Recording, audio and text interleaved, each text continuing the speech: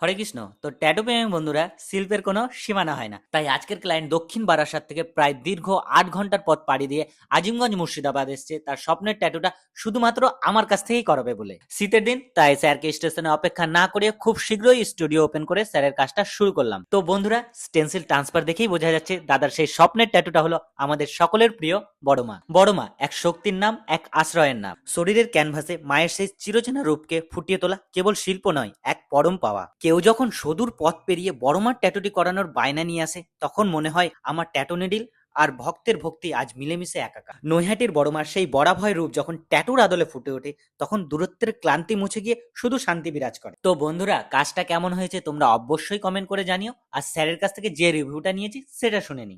অত দূর থেকে এখানে ট্যাটু করতে আসার কারণ কি? আরে আমার ইচ্ছা ছিল দাদার কাছ থেকে ট্যাটু করবো, অনেক দিনের ইচ্ছা, প্রায় 2 বছরের। যেখান থেকে ইনস্টাগ্রামে দেখেছি সেখান থেকে দাদাকে মানে ভালো লেগেছে খুব। আমার দাদার কাছ থেকে আমার ট্যাটু করার ইচ্ছা ছিল। তো 2 বছর পরে আজ সম্পূর্ণ হলো কাজটা। খুব ভালো কাজ, দাদা খুব ভালো কাজ করে।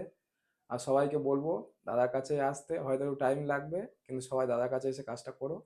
দারুণ কাজ করে, দারুণ। ফুল হ্যাপি? ফুল হ্যাপি, একদম পুরো হান্ড্রেড ফুল, পার্সেন্ট পুরো স্যাটিসফাই? 100%।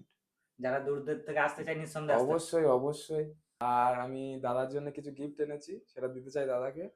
জয়নগরের স্পেশাল মোয়া দাদার জন্য। আর আমার কোম্পানি থেকে, ক্যাডবেরি কোম্পানি, দাদা একটা ছোট মতো সেলিব্রেশন গিফট করলাম। ছোট না, অনেক বড়, তাই কি না? হ্যাঁ, উপহার সবসময় বড়। তো বন্ধুরা, তোমরা যদি এর স্বাদ নিতে চাও তাহলে চলে আসো।